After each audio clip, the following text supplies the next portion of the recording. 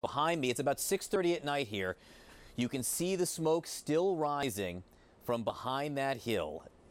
A Russian military strike on what appears to be a fuel depot, a fuel storage area. We heard 3 blasts.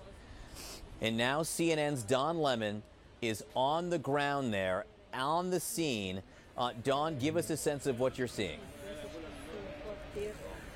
We're just trying to get some information here as to what we're seeing, John. And at first, according to the mayor and the military minister here, they said it was 3 strikes. We're being told now at least 2 missiles struck Lviv on Saturday. Reports of at least 5 people injured. That is according to the governor.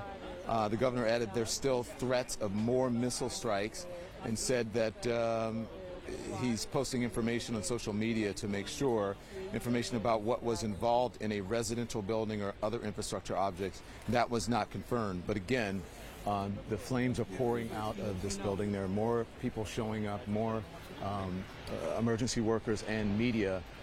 But just to show you, these flames are still going. And as you said, John, rightly so. Being from, I grew up in Louisiana, and there are fuel refineries up and down the river really close to where I live, and there were fires, sadly, that would happen occasionally, and it would take sometimes days for them to burn out. And what they would do is they would set a control and just let the fires burn out. Environmentally, it's not good, but it's the best that you can do in this situation.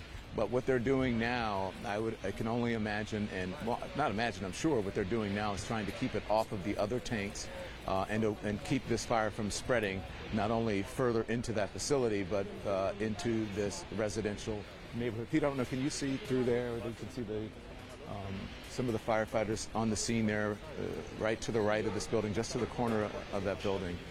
You can see some of the firefighters on the scene, and they're putting the fire retardant on there. No water on this situation, not on a chemical fire. They're not using water on that. But John, I was surprised. You talked about this being, relatively safe, as safe as you can be in a war. This city, far west from where the rockets and the bombs had been happening in Kyiv and Kherson and in the eastern Donbass area. This is probably the biggest city west of that, and it was thought to be safe. But I am surprised, as you are, that this is as close to downtown, the city, as it is. At first we were told, we thought it was in a neighborhood a little bit further, and that was a valley, and that we'd have to travel some distance. But we hopped in our van with our security people, with our minders and our fixers and translators, and we were here in no time. This is really, really close to downtown Lviv. And again, we don't know if this is a signal that they're sending to the president.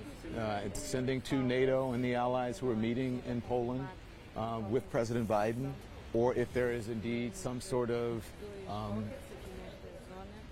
precision strategy, something as to why they hit this particular facility.